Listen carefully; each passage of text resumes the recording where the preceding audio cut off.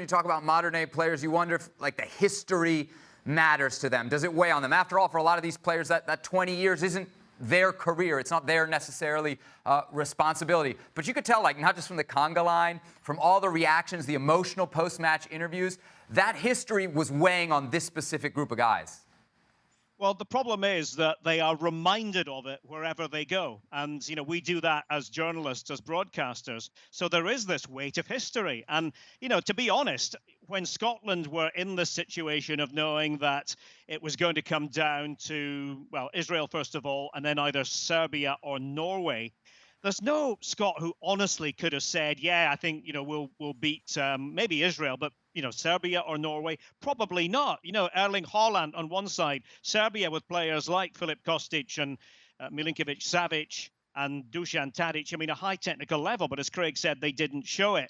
I do think, though, that with this particular group of players, and I've had the pleasure of meeting a few of them away from the pitch, I think that they are confident in their own ability. If you're Andrew Robertson, you should be confident. If you're Kieran Tierney, you should be confident. You're playing at a high level of football.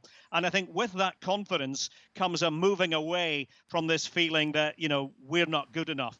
Scotland demonstrated that they were good enough. And they did it with their style of football. And Craig is spot on the penalties. I mean, I thought it was an almost Germanic level of efficiency in terms of penalty taking. And that, of course, is the highest praise you can bestow upon anybody when it comes to penalty shootouts. But everyone was perfect. Steve Clarke did a very sensible thing in bringing on Lee Griffiths, ostensibly for that penalty shootout. And he steps up. And one thing we know about Lee Griffiths is he takes a really good penalty, and that was one. And they all did. And then David Marshall, who, of course, did it before in the previous game, was there when they needed him. And, it was sort of the ultimate Scottish roller coaster because we do like a bit of drama. We don't make it easy on ourselves, conceding in the manner that we did.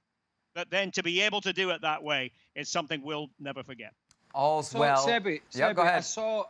I know you're just putting the group up there, and that whets the appetite straight away because we were lucky in '98. We went into the World Cup and we faced Brazil. And people might say, well, why is that lucky? Well, if you go to a major championships, I think you want to play in the showcase games because you're not going to win it. They're not good enough to win it, clearly. So you wanted to play in the showcase games. England is a showcase game. They'll be talking about that for months because that's one of the oldest rivalries in world football. And then you look at Croatia, who were in the World Cup final. They've certainly regressed since that moment.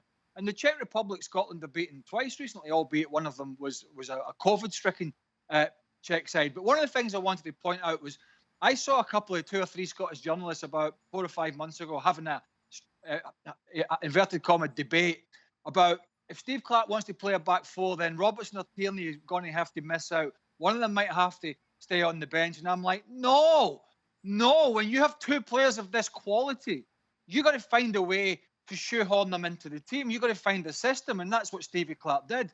And in all fairness to Kieran Tierney, he's probably the more flexible out the two because he can play wing back, he can play full back, he can play left side centre back in a 3, he can play left side centre back in a 4. So he's given Stevie Clarke that flexibility. And the other side of the coin is I was on doing some stuff in the BBC with Colin Hendry, who was the last man to captain Scotland at a major tournament in '98, and he knows he's going to lose that because somebody's going to captain the team.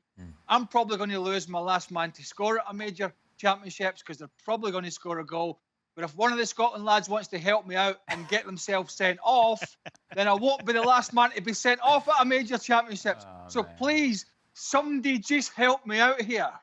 Here you go. A red card, but not one that compromises their position in the group against Scotland.